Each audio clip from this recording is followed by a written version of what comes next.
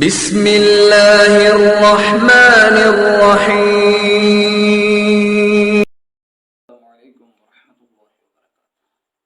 ان الحمد للہ اللهم صل علی محمد وعلی آل محمد وبارک وسلم وصلی علیہ۔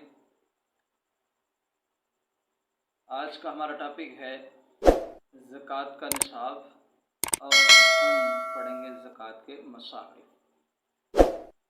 زکوٰۃ کا نصاب کیا ہے؟ سب سے پہلے ہم دیکھتے ہیں کہ زکوٰۃ کے بارے میں حضور نبی کریم صلی اللہ علیہ وآلہ وسلم کا ارشاد گرامی ہے کہ ما نقصت صدقۃ من مال، صدقہ مال کو کم نہیں کرتا، صدقہ دینے سے مال جو ہے اس میں اضافہ ہو جاتا ہے۔ دکھایا جو اللہ تعالیٰ نے ہے کہ صدقہ مال کو کم کرتا ہے، لیکن رسول اللہ صلی اللہ علیہ وسلم نے جو بتایا ہے وہ یہ ہے کہ ما نقصت صدقۃ من مال، صدقہ مال کو کم نہیں کرتا۔ تو زکوٰۃ کا نصاب کیا ہوتا ہے؟ زکوٰۃ کے نصاب سے مراد مال کی وہ خاص مقدار ہے جس پر سال گزرنے کے بعد زکوٰۃ فرض ہو جاتی ہے، ایسے مال کو زکوٰۃ کا نصاب کہتے ہیں۔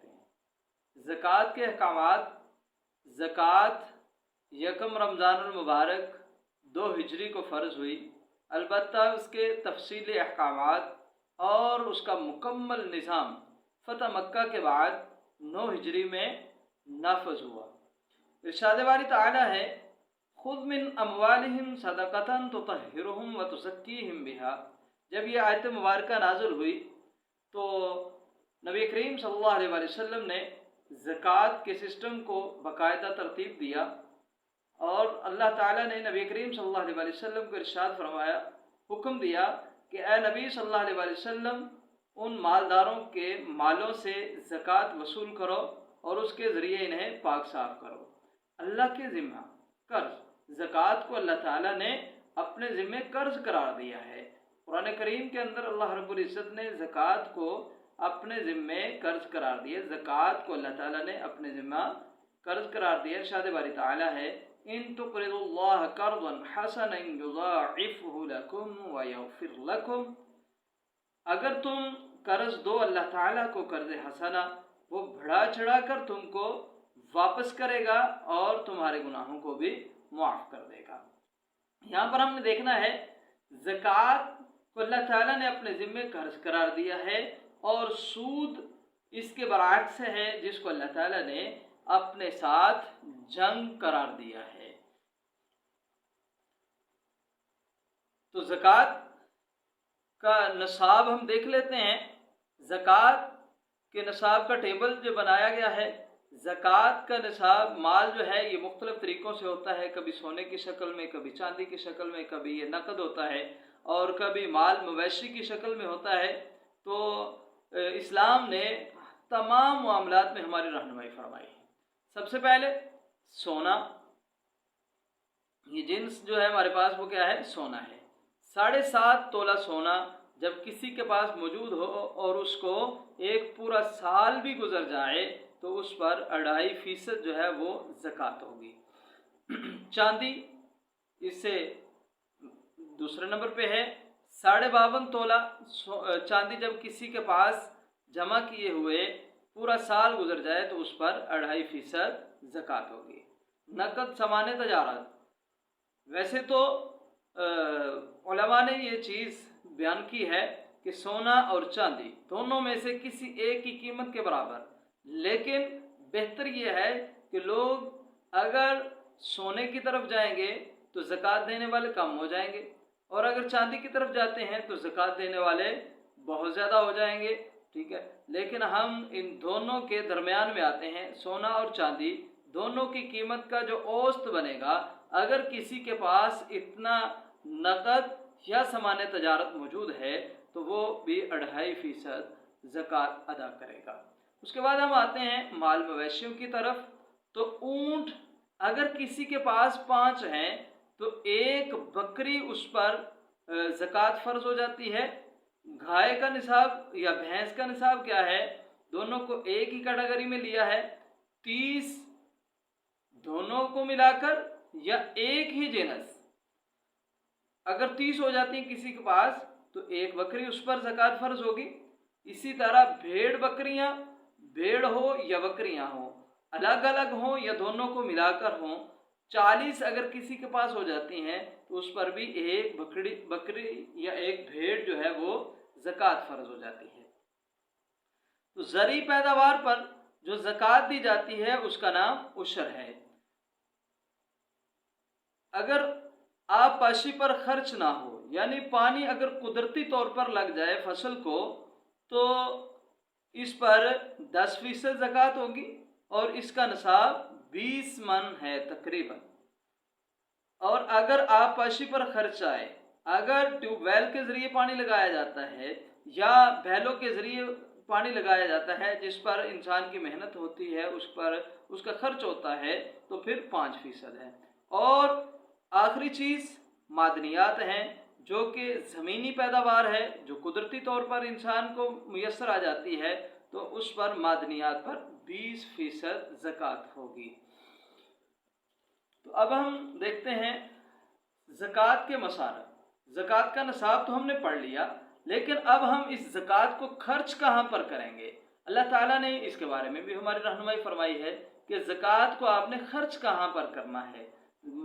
زکوٰۃ کے مصارف، مصرف جمع ہے اور اس کی واحد مصارف جمع ہے اور اس کی واحد مصرف ہے۔ مصارف کی واحد مصرف ہے وہ جگہ، مصارف سے مراد وہ جگہ جہاں زکوٰۃ کا مال خرچ کیا جا سکتا ہے۔ جہاں پر زکوٰۃ کا مال خرچ کیا جا سکتا ہے اس کو زکوٰۃ کے مصارف کہیں گے۔ ارشاد باری تعالیٰ ہے، اللہ تعالیٰ نے قرآن کریم کے سورہ توبہ کے اندر ان مصارف کا تفصیلی تذکرہ بیان کیا ہے۔ انما الصدقات للفقراء والمساکین علیہا والمعلفة قلوبهم وفی الرقاب والغارمین وفی سبیل اللہ وابن السبیل۔ اس آیہ مبارکہ میں مصارف کی تعداد 8 ہے۔ نمبر 1 فقراء، فقیر کی جمع فقراء ہے۔ ایسا فرد جس کے پاس کچھ بھی نہ ہو، یعنی ایسے افراد جو اپنی کسی حقیقی مجبوری معذوری کی وجہ سے کام نہ کر سکتے ہوں، ایسے لوگوں کو فقراء کہا جاتا ہے۔ نمبر 2 مساکین، ایسے افراد جن کی آمدن کم ہو اور اخراجات زیادہ ہوں اور وہ محرومی کی زندگی گزارنے پر مجبور ہوں، لیکن کسی کے سامنے دستے سوال دراز بھی نہ کرتے ہوں، کسی کے سامنے اپنی مجبوری کو پیش نہ کرتے ہوں، تو ایسے لوگوں کو مساکین کہا جاتا ہے۔ نمبر 3 عاملین، محکمہ زکوٰۃ کے ملازمین کی تنخواہیں زکوٰۃ کے مال سے ادا کی جا سکتی ہیں۔ مؤلفۃ القلوب، نو مسلم افراد جن کو اسلام قبول کرنے کی وجہ سے پریشانیوں کا سامنا ہو، گھر والے اس کو نکال دیں، یا پھر ایسے افراد جو صدق کے دل سے اسلام قبول کرنا چاہیں، جن کے بارے میں جن کی گفتگو شنید سے ہم یہ اندازہ کر سکیں کہ یہ اب قریب اسلام کو قبول کر لیں گے، تو ایسے افراد پر بھی زکوٰۃ کے مال میں سے خرچ کر کے ان کی دلجوئی کی جا سکتی ہے۔ نمبر 5 وفی الرقاب، گردنیں چھڑوانے کے لیے، غلاموں کو آزاد کروانے کے لیے۔ ایسے اب تو غلاموں والا زمانہ رہا نہیں، تو اب پھر یہ والی ٹرم جو ہے یہ کہاں پہ استعمال ہوگی؟ ایسے قیدی جو بے گناہ ہو اور ان کا کوئی پرسان حال بھی نہ ہو، جن کو تحقیق کے بعد یہ بات کنفرم ہو چکی ہو کہ یہ قیدی جو ہیں یہ بے گناہ ہیں اور یہ بلا وجہ ان کو قید کیا گیا ہے، تو ایسے لوگوں پر بھی زکوٰۃ کے مال میں سے زکوٰۃ خرچ کی جا سکتی ہے، لیکن شرط یہ ہے کہ ان کے پیچھے ان کا کوئی پرسان حال نہ ہو۔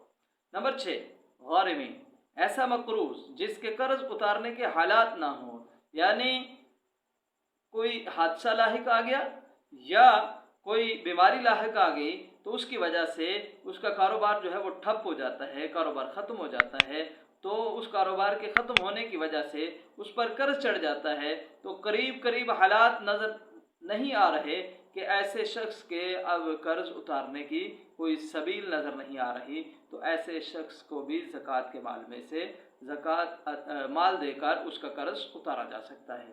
نمبر 7 فی سبیل اللہ، زکوٰۃ کے پیسوں سے ہر اس کام میں تعاون کیا جا سکتا ہے جو راہ خدا میں دین کی سربلندی اور حفاظت کے لیے کیا جائے۔ زکوٰۃ کے پیسے اللہ کے دین کی تبلیغ کے لیے خرچ کیے جا سکتے ہیں۔ تو یہاں پر میرا موقف ہے کہ ایسی مساجد جہاں قرآن کی تعلیم، ناظرہ قرآن پڑھایا جاتا ہے اور اس قاری کی تنخواہ میں زکوٰۃ کی رقم سے اضافہ کیا جا سکتا ہے۔ لیکن یہاں پر ایک بات یاد رکھیے گا کہ مسجد کی کنسٹرکشن پہ زکوٰۃ کا مال خرچ نہیں کیا جا سکے گا۔ مسجد کی کنسٹرکشن زکوٰۃ کے مال سے نہیں ہوگی، کیونکہ یہ زکوٰۃ کا مال ہے۔ تو اس لیے قاری کی تنخواہ جو ہے، کیونکہ وہ ایک مدرسے کی شکل ہوگی، جو قاری صاحب ناظرہ پڑھا رہے ہیں، قرآن کی تبلیغ کر رہے ہیں، قرآن کی تعلیم دے رہے ہیں فی سبیل اللہ، یعنی کہ اللہ کے دین کی تبلیغ کر رہے ہیں، تو قاری کی تنخواہ میں اضافہ کیا جا سکتا ہے۔ اور فی زمانہ اگر ہم قراء کی تنخواہوں کو دیکھیں تو وہ قراء کی تنخواہیں بہت معمولی ہیں، جو کہ مساکین کی لسٹ میں شامل ہو جاتے ہیں۔ تو اس وجہ سے بھی قراء جو ہیں ان کی تنخواہوں میں زکوٰۃ کے مال میں سے اضافہ کیا جا سکتا ہے، یا ویسے ہی ان کو ہدیۃً تحفۃً زکوٰۃ کے مال میں سے ان کی مدد کی جا سکتی ہے۔ ابن سبیل، آخری مسافر، ایسے مسافر کو بھی زکوٰۃ دی جا سکتی ہے جو کسی حادثہ، مصیبت کے دوران سفر، ایسے مسافر کو بھی زکوٰۃ دی جا سکتی ہے جو کسی حادثہ، مصیبت کی وجہ سے دوران سفر مصیبت کا شکار ہو گیا ہو،